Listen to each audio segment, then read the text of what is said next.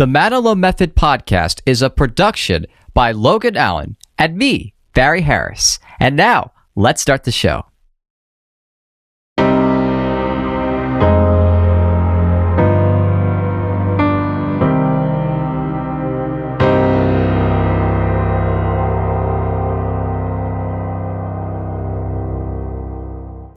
Hey everybody, welcome back to the Manilow Method. We're coming at you today with a special bonus episode.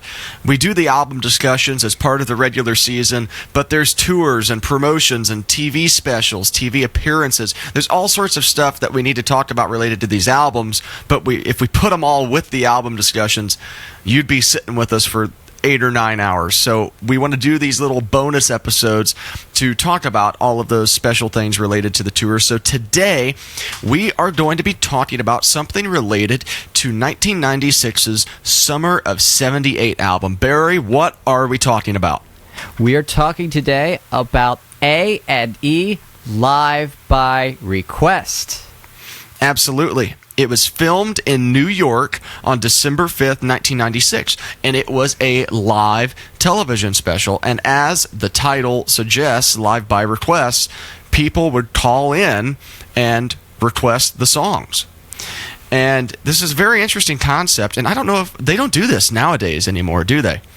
No, they don't do this now, but they did it for a really long time, and I believe Manilow may have been one of the few, maybe the only artist who ever did it twice, because he did it a second time when he was promoting A Christmas Gift of Love. Which I'm sure that'll be another bonus episode that we probably do at some point in the future. So right now, let's talk about 1996, the Summer of 78 themed, I guess you could say, Live by Request, because this came out just a couple weeks after Summer of 78 released fully. So let's talk about some of the songs that were performed. Now, he comes right out of the gate with Reminiscing. Barry, tell us what happened with Reminiscing. Yeah, he actually forgot the words. And that's how you know that this was really live, that there's no time to go back and edit it out. But I think that part of live performance is what makes it so great. And I think sometimes when the things don't go quite so right, that actually it makes it more endearing and it makes it even more special. I mean, it's great when it happens perfectly, but those human moments they're just the best. And you talked back in the Summer of 78 episode about Manilow Talks, which was there was a 900 number that you could call, and every month there would be a new message that he would record for the people that called it. And in one of those messages, he talked about asking people, well, did you catch the lyric flub at the beginning of Reminiscing? And he said in the moment, you couldn't have made him remember the words. So that really proves that this was indeed live. Now, after that, him and the host, they discuss the concept, which is people call in and give requests, and the band, you see, has to scramble and talk to each other about what's about to happen. And he also did Bluer Than Blue from the Summer of 78 record, but it was not a request. He did it because he wanted to. I'm guessing it was in the contract. He has to do at least a couple songs from the Summer of 78. Now, Barry, the next song we have on our list here in our little outline we've got is not a Summer of 78 song, but tell us the next unique track right here. Yes, so he performs the William Tell Overture with his band and his supporting vocalists. And the reason why that struck me particularly is because in the year 2025, Barry Manilow revived that segment in his live show. And so far, in most of the dates for 2025, he's been performing that consistently night after night. So it's cool to see him throw back to some of those beloved older segments that he used to do. It's fun to see them come back and get a revival. And I absolutely love it. I haven't seen the William Tell Overture live before, so the next song we want to talk about that he did is a request. Somebody called in and requested, I'd really love to see you tonight. Somebody requested a track from the new album, which I thought was very, very interesting. Well, actually, what's particularly notable about that request is that it came from a fax. Yeah, which is the most 90s thing I've ever heard. You would never get a request from fax nowadays. No, I'll tell you the most 90s things that happened in the show. The host, Will Schreider, brought a laptop computer on stage. It's like the oldest laptop. It's this big rock, and they had to bring a wire to connect it to the internet. And nowadays we have Wi-Fi, and our phones are just it's so interactive. So it's funny to see a really ancient piece of technology brought out onto the stage so that they could get an email of a request.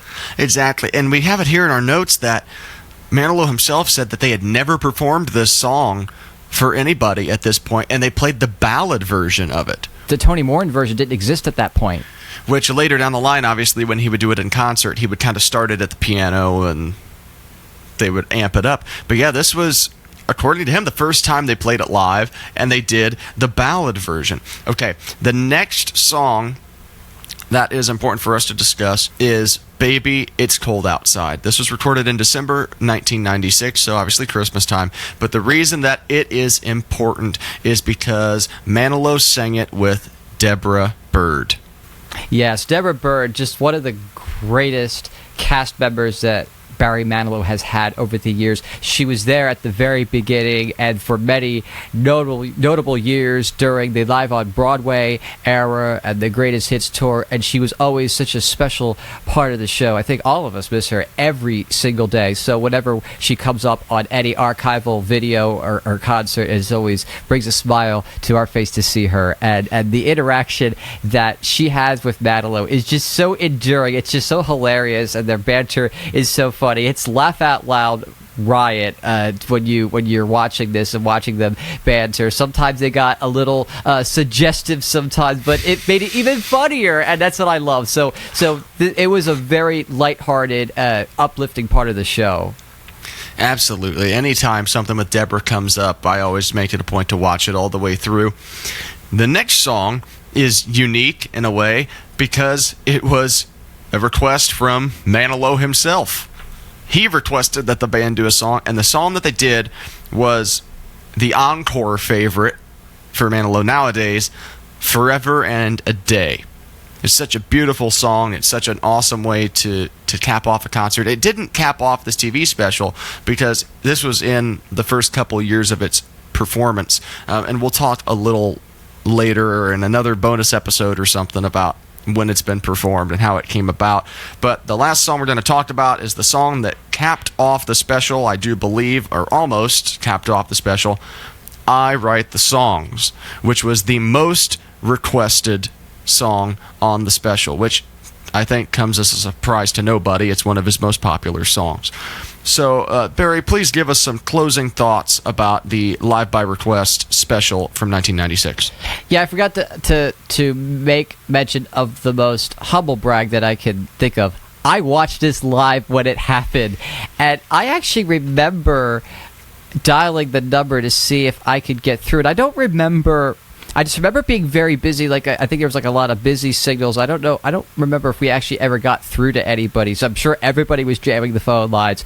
But it was really this was a way of Manilow trying to connect to his audience in new and unique ways, and this really felt like a special connection because you knew he was in the studio performing this live, and you know he's hearing from people all over the world. And I love one of my favorite parts of the show was when a caller called in from Canada and says, "I think your new CD is going to be great, but they don't have it up here," because they had delayed the release of Summer of '78 to international markets for later in 1997. So he said, "Oh well, we'll stay on the line, get your address. We'll get you a copy somehow." I thought that was so funny. Again, another example of how this is a piece of history, a time and place that doesn't exist anymore, because now everything's so connected, everything's shared so instantly. This is the very beginning of that time of trying to create something interactive. Now there's so much engagement and so many ways that you could do a live concert interactively, or even a live stream. That's a big thing that a lot of artists have done. But this was the birth of that, and I think it says a lot that Manilow was at the forefront of innovating and trying to find new ways to reach his audience. And so so this is this is an enduring special for me. And every time it comes up on Manilow TV, I always take the time to sit and watch this again. Yes, which Manilow TV, of course, the online subscription service where you watch a bunch of different Manilow shows every month. I want to ask you one quick question before we wrap this bonus episode up.